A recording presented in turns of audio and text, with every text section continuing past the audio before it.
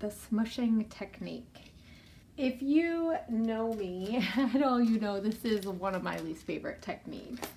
And I think it's because it is so simple, but yet it is quite easy to really get your colors all over the page, and it's a little bit unpredictable.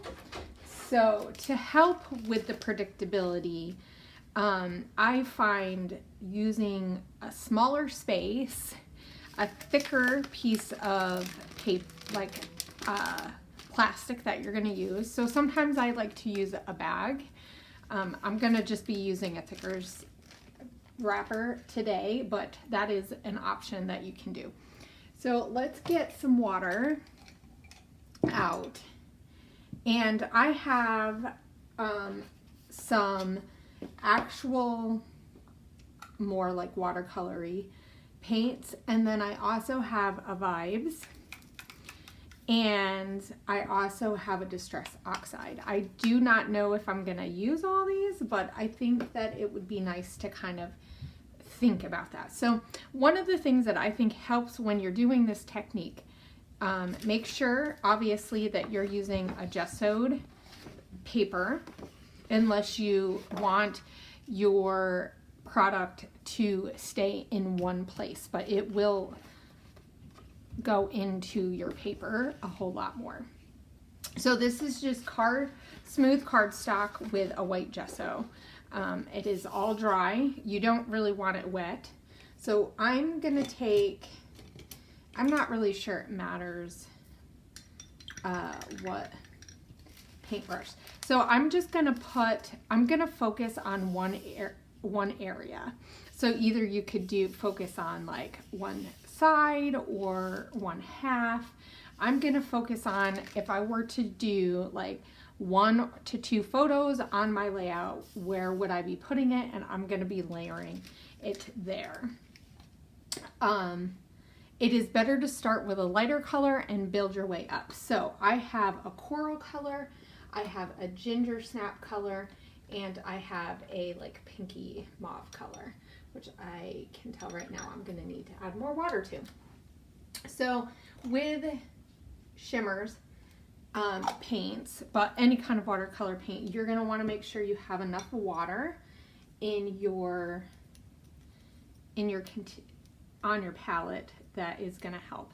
So I'm just gonna add a little bit, and I say a little bit, and this might be a little bit more than what you're thinking, but this is just a little bit. So there are 2 ways that you can do this. You can flip it over, or you can flip your paper. I'm gonna be flipping this over. It's actually not that big of a deal if it kind of runs a little bit.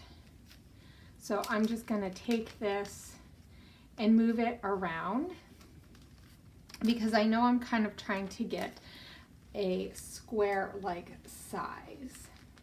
So I'm just gonna do that. Now any other colors that you add to your paper are going to blend in with this paper, with the color that you already have, which is why it is very important, I feel like, with this technique, to make sure that you are using colors that are going to match well together. So here is a coral color, and I'm gonna just, this one I'm actually going to do some splatters like this. Now obviously some of the splatters got on my paper, that's okay. And I'm just gonna dot, dot. And you can smush, you can move it around, you cannot move it around. I feel like if you use light enough colors, you can get a really, really light background. And I will make sure that I share with you another one that I did that is much more bold, but I really want to kind of hit some less bold. Now I feel like you can't tell the difference between the two, and that's going to be okay. So let me show you something that I think I'm not sure how this is going to turn out if I use the purple after this, but man, you really cannot. That was not enough water. Okay. I want to add a little bit of this, and we're going to act like this is a distress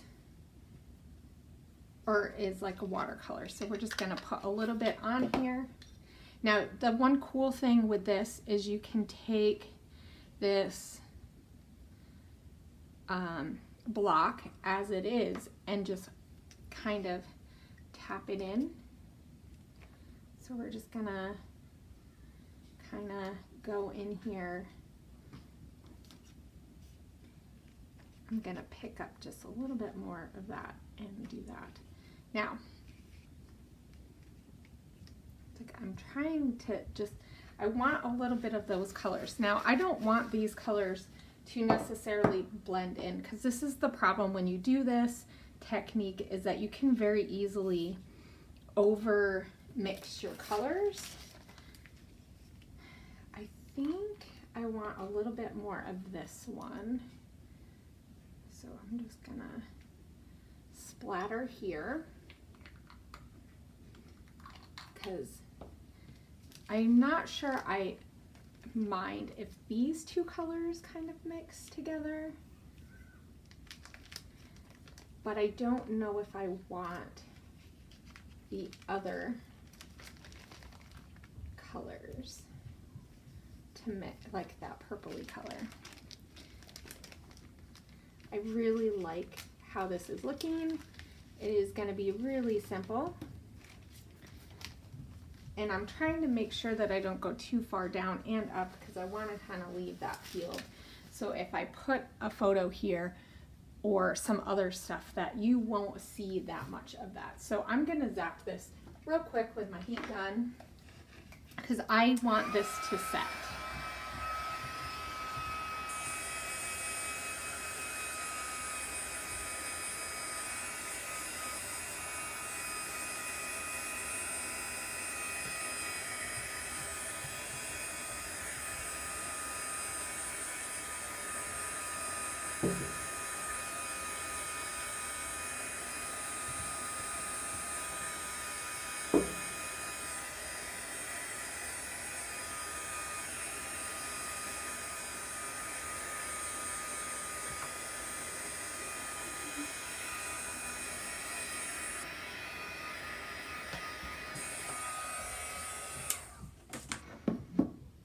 Okay, so the last color that I'm going to put on is this purpley color.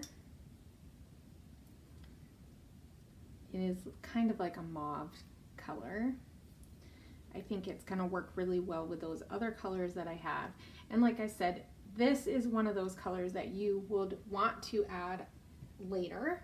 So a darker color, if you're going to add it, you're going to want to add it after. And I'm just going to pick a couple of areas that I think it'll work, and we're just gonna kind of blend it out a little bit and kind of help it. I'm gonna add this one more time over here, and I'm using this to kind of guide where my color is. I think I might add just a little bit more, because this one ended up being a little bit more splotchy, and I'm not really sure I want that. So